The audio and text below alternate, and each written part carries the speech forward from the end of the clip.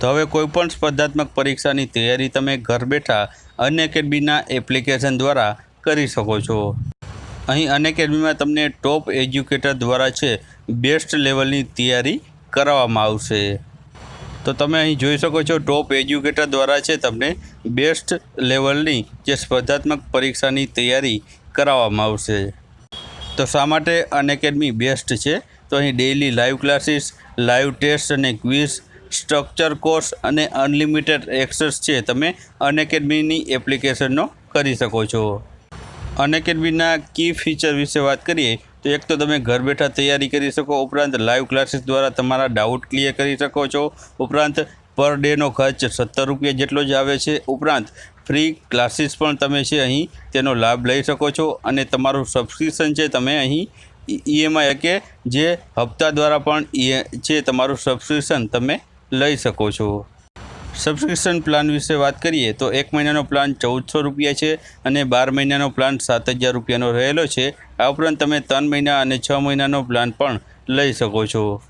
તો આ પ્લાન લ્યો ત્યારે તમે છે જીપીએસસી વાયટી જે રિડીમ કોડ તેમાં એડ કરશો તો તમને છે ત્યાં ડિસ્કાઉન્ટ જોવા મળશે। તો જરૂરથી જીપીએસસી વાયટી જે રિડીમ કોડ છે તેનો ઉપયોગ કરજો।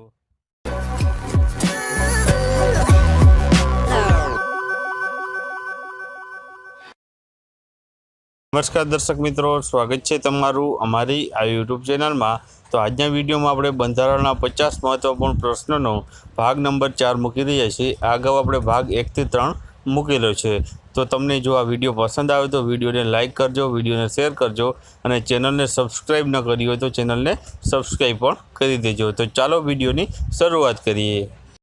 તો 151મો પ્રશ્ન છે કે સંવિધાન સભાની પ્રથમ બેઠકના અધ્યક્ષ કોણ હતા? તો જવાબ આવશે સચ્ચિદાનંદ સિન્હા છે તેઓ આ સંવિધાન સભાની પ્રથમ બેઠકના અધ્યક્ષ હતા। ત્યારબાદ 152મો પ્રશ્ન રાજ્યનું મંત્રીમંડળ કોને જવાબદાર છે? તો જવાબ આવશે વિધાનસભાને છે તે રાજ્યનું મંત્રીમંડળ જવાબદાર હોય છે।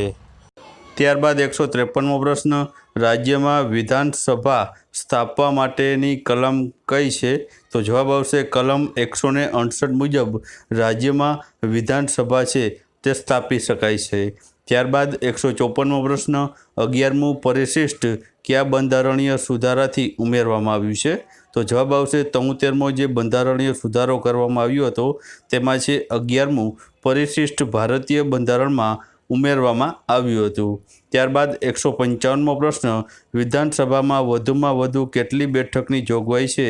તો જવાબ આવશે 500 બેઠકની જોગવાઈ છે વધુમાં વધુ વિધાનસભામાં રહેલી છે। ત્યારબાદ 156મો પ્રશ્ન વિધાનસભામાં ઓછામાં ઓછી કેટલી બેઠકોની જોગવાઈ રહેલી છે? તો જવાબ આવશે ઓછામાં ઓછી 60 જેટલી બેઠકોની જોગવાઈ વિધાનસભામાં રહેલી છે। ત્યારબાદ 157મો પ્રશ્ન વર્તમાન સમયમાં ભારતીય બંધારણમાં કેટલી કલમો છે? તો મિત્રો આ 395 છે તે શરૂઆતની કલમ છે। હાલની સ્થિતિમાં આપણે જોઈએ તો 444 પ્લસ જેટલી કલમો છે તે ભારતીય બંધારણમાં જોવા મળે છે। ત્યારબાદ 158મો પ્રશ્ન ભારતીય સંવિધાનમાં સુધારા માટેની પ્રક્રિયા માટે પદ્ધતિ કયા બંધારણમાંથી લેવામાં આવેલી છે?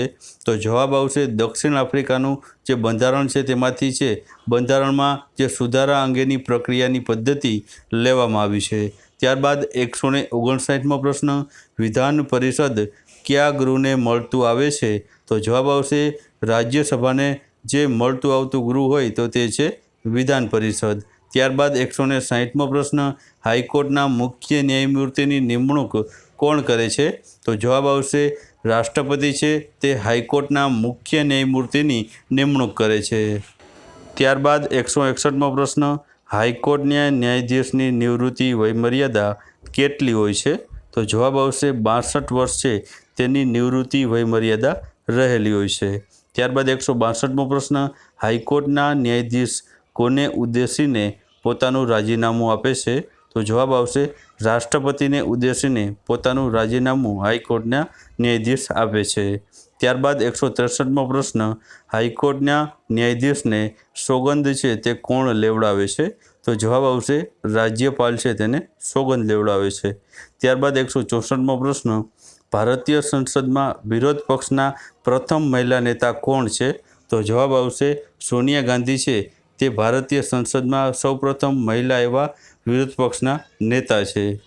ત્યારબાદ 165મો પ્રશ્ન, કમ્પ્ટ્રોલર એન્ડ ઓડિટર જનરલ ઓફ ઇન્ડિયાની નિમણૂક કોણ કરે છે? તો જવાબ આવશે રાષ્ટ્રપતિ છે તેની નિમણૂક કરે છે। તો મિત્રો આ કમ્પ્ટ્રોલર એન્ડ ઓડિટર જનરલનું ટૂંકું નામ કેગ રહેલું છે, જેને આપણે કેગના નામથી પણ ઓળખીએ છીએ। ત્યારબાદ 166મો પ્રશ્ન છે, કમ્પ્ટ્રોલર એન્ડ ઓડિટર જનરલ ઓફ ઇન્ડિયાની નિવૃત્તિ વયમર્યાદા કેટલી હોય છે? તો જવાબ આવશે 65 વર્ષ છે તેની નિવૃત્તિ વયમર્યાદા રહેલી હોય છે। જેમ હાઈકોર્ટના ન્યાયાધીશની નિવૃત્તિ વયમર્યાદા 65 વર્ષ છે તે મુજબ જ છે આ કેગની પણ 65 વર્ષ નિવૃત્તિ વયમર્યાદા રહેલી છે। ત્યારબાદ 167મો પ્રશ્ન, મુખ્ય ચૂંટણી અધિકારીની નિમણૂક કઈ કલમ નીચે થાય છે? તો જવાબ આવશે કલમ 324 મુજબ છે તે મુખ્ય ચૂંટણી અધિકારીની છે તે નિમણૂક કરવામાં આવે છે। ત્યારબાદ 168મો પ્રશ્ન, મુખ્ય ચૂંટણી અધિકારીની નિમણૂક કોણ કરે છે? તો જવાબ આવશે ભારતના જે રાષ્ટ્રપતિ હોય છે તે મુખ્ય ચૂંટણી અધિકારીની નિમણૂક કરે છે। ત્યારબાદ 169મો પ્રશ્ન, નાણાં પંચની નિમણૂક કેટલા વર્ષે થાય છે? તો જવાબ આવશે 5 વર્ષે છે તે નાણાં પંચની નિમણૂક થાય છે। ત્યારબાદ 170મો પ્રશ્ન, નાણાં પંચની નિમણૂક કઈ કલમ નીચે થાય છે? તો જવાબ આવશે 280ની કલમ નીચે છે નાણાં પંચની નિમણૂક કરવામાં આવે છે।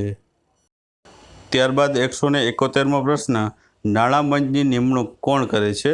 તો જવાબ આવશે રાષ્ટ્રપતિ તેની નિમણૂક કરે છે। ત્યારબાદ 172મો પ્રશ્ન, કેન્દ્રીય જાહેર સેવા આયોગના ચેરમેન અને સભ્યોની નિમણૂક કોણ કરે છે? તો જવાબ આવશે રાષ્ટ્રપતિ છે તે જાહેર સેવા આયોગના ચેરમેન અને સભ્યો બંનેની નિમણૂક રાષ્ટ્રપતિ દ્વારા કરવામાં આવે છે।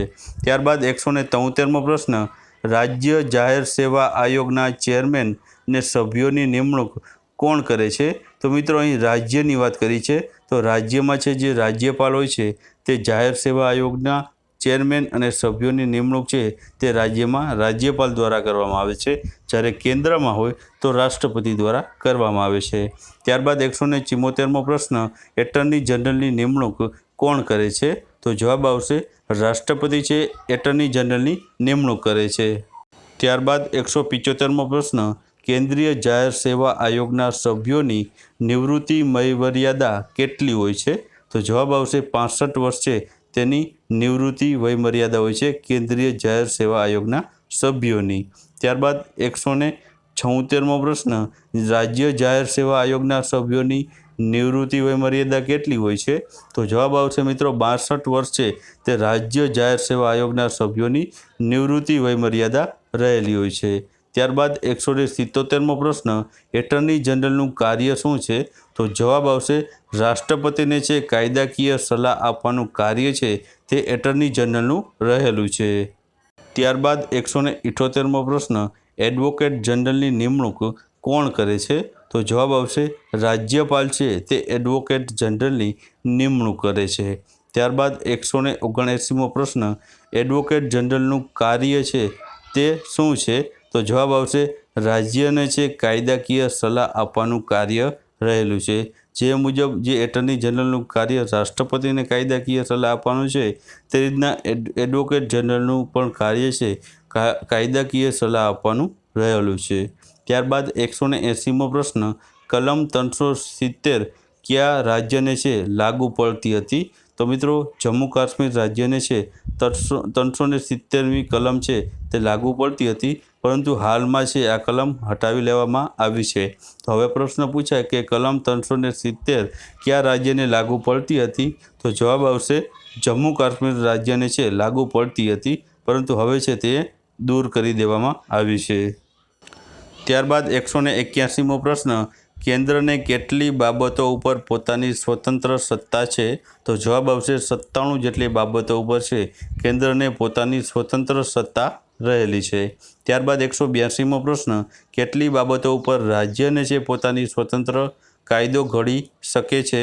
તો જવાબ આવે છે 66 જેટલી જે બાબતો ઉપર રાજ્ય છે પોતાનો સ્વતંત્ર કાયદો ઘડી શકે છે। ત્યારબાદ 183મો પ્રશ્ન, ગુજરાત નગરપાલિકા અધિનિયમ ખાલી જગ્યા કહેવાય છે? તો 1963 જે ગુજરાત નગરપાલિકા અધિનિયમ 1963 છે તેને કહેવામાં આવે છે. ત્યારબાદ 184મો પ્રશ્ન, મુખ્ય ચૂંટણી કમિશનરની નિવૃત્તિ વયમર્યાદા કેટલી હોય છે? તો જવાબ આવશે 62 વર્ષ રહેલી હોય છે. ત્યારબાદ 185મો પ્રશ્ન, પંચાયતી રાજ શું આપે છે? તો જવાબ આવે છે સ્થાનિક સ્તર પર લોકતાંત્રિક વહીવટ છે તે પંચાયતી રાજ આપે છે. ત્યારબાદ 186મો પ્રશ્ન, પંચાયતી રાજ્ય પ્રણાલી શેના પર આધારિત છે? તો જવાબ આવે છે સત્તાના વિકેન્દ્રીકરણ ઉપર છે તે આધારિત રહેલી છે. ત્યારબાદ 187મો પ્રશ્ન, બંધારણમાં સુધારા માટે સુધારા વિધેયક સંસદમાં રજૂ કરવા માટે કોની મંજૂરી લેવી પડે છે? તો જવાબ આવશે અથવા તો કોની મંજૂરી લેવી પડતી નથી? તો રાષ્ટ્રપતિની પહેલાં મંજૂરી લેવી પડતી નથી. તે તરત જ છે આપણે તે સંસદમાં બંધારણમાં જે પણ સુધારો કરવા માંગતા હોય તેનો વિધેયક છે ડાયરેક્ટ રજૂ કરી શકાય છે. તેમાં કોઈ પણ પ્રકારની મંજૂરી લેવી પડતી નથી. ત્યારબાદ 188મો પ્રશ્ન, ભારતીય બંધારણમાં આપેલા મૂળભૂત અધિકારો મોકૂફ રાખવાની સત્તા કોની પાસે છે? તો જવાબ આવશે સંસદ પાસે આ સત્તા રહેલી છે.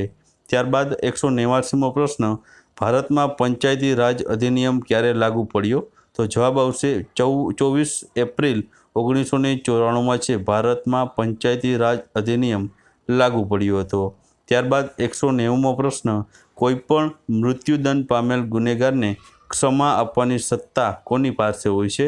તો જવાબ આવશે ભારતના જે રાષ્ટ્રપતિ હોય છે તેની પાસે આ સત્તા રહેલી છે.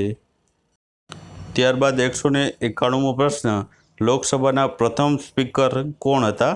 તો જવાબ આવશે ગણેશ વાસુદેવ માલવંકર છે તે લોકસભાના પ્રથમ સ્પીકર હતા. ત્યારબાદ 192મો પ્રશ્ન, ભારતના પ્રથમ ન્યાયાધીશ કોણ હતા? તો જવાબ આવશે હરિલાલ કણિયા પ્રથમ ભારતના ન્યાયાધીશ હતા. ત્યારબાદ 193મો પ્રશ્ન, કેન્દ્ર શાસિત પ્રદેશોના વહીવટની જવાબદારી કોની છે? તો જવાબ આવે છે રાષ્ટ્રપતિની. ત્યારબાદ 194મો પ્રશ્ન, સૌથી ઓછી વિધાનસભાની બેઠક કયા રાજ્યની છે? તો જવાબ આવશે સિક્કિમ રાજ્યની સૌથી છે તે ઓછી વિધાનસભાની બેઠક છે. સૌથી વધારે વિધાનસભાની બેઠકની વાત કરીએ તો ઉત્તર પ્રદેશની રહેલી છે. ત્યારબાદ 195મો પ્રશ્ન, ભારતની ત્રણેય લશ્કરી પાંખોના વડા કોણ હોય છે?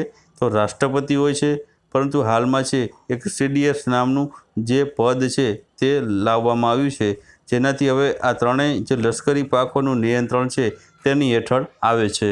ત્યારબાદ 196મો પ્રશ્ન, સંસદના બંને ગૃહને કોણ બોલાવે છે? તો રાષ્ટ્રપતિ છે સંસદના બંને ગૃહને બોલાવે છે.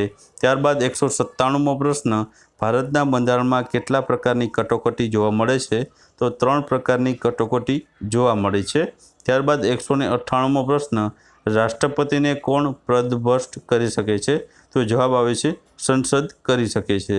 ત્યારબાદ 199મો પ્રશ્ન, ભારતમાં કોઈ પ્રદેશ કે રાજ્યની સ્થાપના કે સરહદ નક્કી કરવા માટેની સત્તા કોની પાસે હોય છે? તો સંસદ પાસે આ સત્તા રહેલી હોય છે. ત્યારબાદ 200મો પ્રશ્ન, લોકસભાની મુદત સામાન્ય રીતે કેટલા વર્ષ સુધી વધારી શકાય છે? તો જવાબ આવશે 1 વર્ષ સુધી છે તે વધારી શકાય છે.